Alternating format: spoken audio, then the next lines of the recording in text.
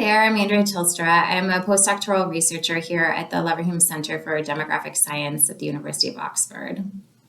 I'm here to talk with you a little bit about a recent paper conducted by myself and three other colleagues here at the center, José Manuel Aburto, Ginevra Floridi, and Jennifer Beam Dowd.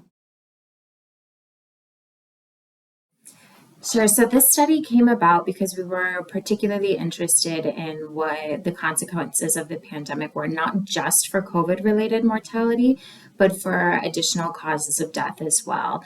And above and beyond that, we know that in the United States, there are stark racial ethnic differences in mortality patterns and trends, both, again, general patterns as well as by cause of death. And we thought it was particularly important to highlight how the pandemic may have exacerbated these existing inequalities.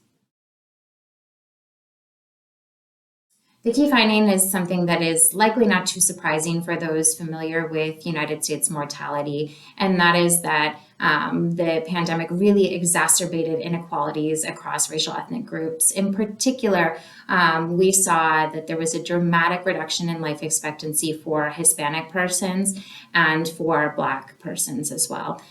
These inequalities were greater among males than they were among females.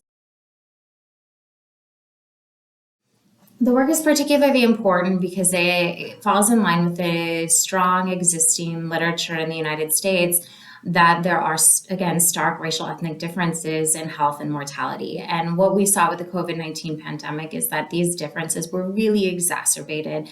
And this highlights the importance of addressing the social inequalities in health and mortality in the United States in general, and paying particularly close attention to what happens in these moments of crisis.